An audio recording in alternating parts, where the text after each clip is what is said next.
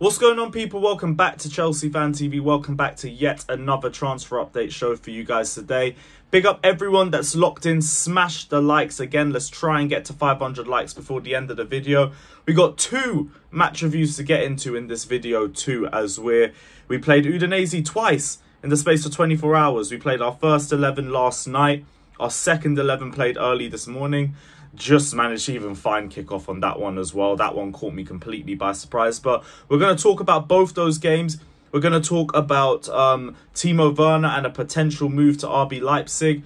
We're also going to discuss Kepa's potential loan move to Napoli as well in this video, and whether it is the right move for us or not in this position in the window. Because I think there's two sides to this Kepa situation, but it'll be interesting to get you guys' responses from it. So big up everyone that's locked in. Like and subscribe as always. Hit the bell notification button as well to be the first to know whenever we release any new content. And let's just get straight into it. We'll start off with the first game. Udinese 1, Chelsea 3. We played what looks to be our strongest starting 11. We had Mendy in goal.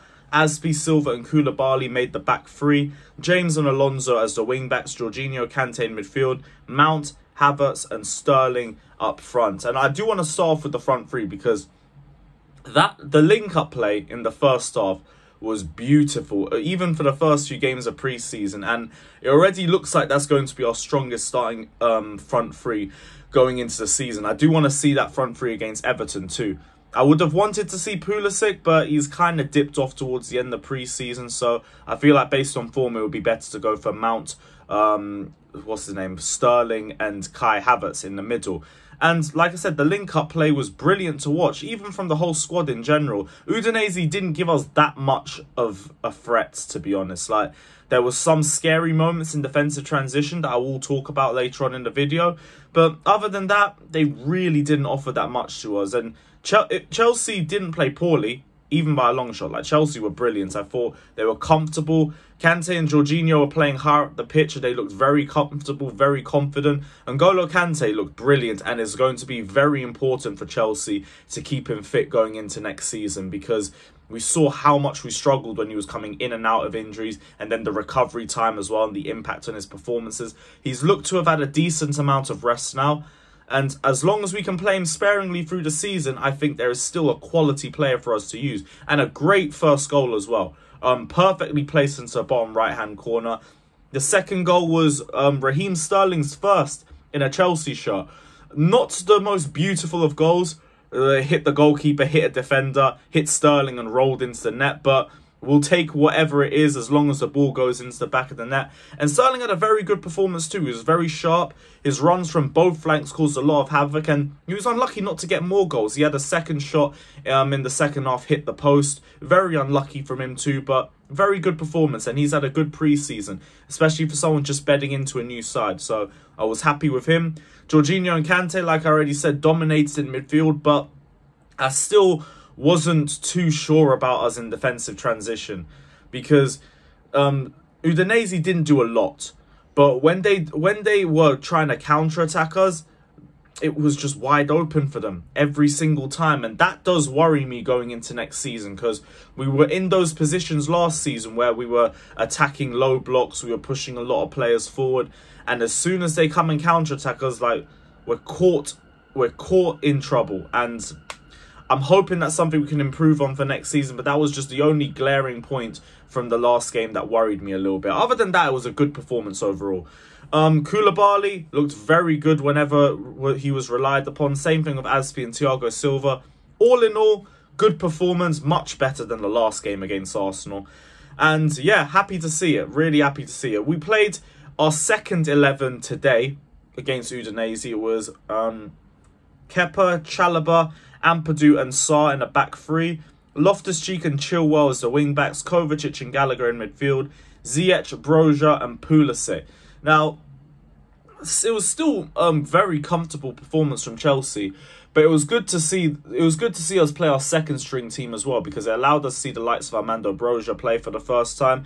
And Broja looks good, especially when 1v1s, his link-up play, his movement and everything like that. But it's the same thing with all of our strikers, where the finishing needs to improve. We had 3 glaring chances, and each one got worse as the half progressed. And it's like, it's another reason why it's like, you can't be talking about going to another club and trying to push for more game time and wanting to feel wanted when there's still various areas of your game that you need to improve on.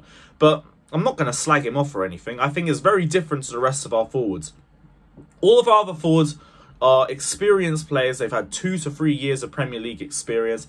This guy's had 1 year of top flight experience. And this I think was his first start for Chelsea. So I'm still willing to give him the season. Like, we don't really have a choice anyway. I think he can be more decisive. I do hope he can show that in his game too. But that's an area that definitely needs to improve. But it wasn't all bad. I thought Ruben Loftus-Cheek looked unbelievable at right wing back. Could potentially be seen as depth at that position too, because we are going to have to put make weights in that position. Ruben Loftus-Cheek played there towards the back end of last season. Had some good performances, had some bad performances. But if we're going to start playing him in that position a bit more, maybe he'll start to feel a bit more comfortable there. Pulisic I didn't think was great. Sarr was still a bit shaky. Other than that, I thought it was strong performances from everyone. Kovacic looked brilliant. Again, should have had a second assist. He got a brilliant first one for Ruben Loftus-Cheek. The second one, though, he should have got a second earlier on as well from Armando Broja, but the shot went straight to the goalkeeper. Who else? Gallagher looked decent. I thought he looked very energetic. Good interceptions from him. Ziyech had some good moments, had some bad moments, but that's your typical Ziyech performance. And yeah, other than that, I thought 2 very comfortable, confident performances. The perfect way to end pre-season, because it was panic stations last week after the Arsenal game. And let's just hope we turn up with the same amount of confidence against Everton next week. On to the transfer news now. We're going to start off with Timo Werner. And Werner apparently is willing to halve his wages to go back to RB Leipzig. Newcastle, Juventus have all shown interest. Allegedly, Real Madrid has as well, which was a very big surprise. But if he's willing to half his paycheck, he is finally showing the incentive that I was calling him out to do if he wants to play in the World Cup. You can't be talking about getting extra minutes and playing in the World Cup when you're at a club that you've already sunk your stocks into the ground at. The fans have no belief in you. You said the manager's too critical and sceptical of you. It's not going to work here. So you are going to have to lower your wage packet, go to another club and get the game time to be able to prove yourself. And he's now showing the incentive to be able to do it. Like, I think he can go to the Bundesliga and he can light the place up again, especially back at RB Leipzig, the place where he shone and he made a name for himself. And then he can get those minutes, play in the World Cup, and then everybody's happy. Like, I'm not going to sit here. If he's on his way out, I'm not going to be offensive or anything like that. I did really wish this transfer would work. There was a time where I was backing Timo Werner to death, and I was just saying, give him another season. Give him a bit more chance. Let him build some confidence. But that time has been and gone. It's a long way away, man. And it's been very rough watching Timo Werner ever since then. It's much better for him that he just goes, and it's better for the club as well. It means we get him off the wage packet. The only thing I didn't like was I saw Fabrizio Romano say that we could let him leave and include a buy option. Now, options okay, but I feel like options always benefit the club that the player's going to.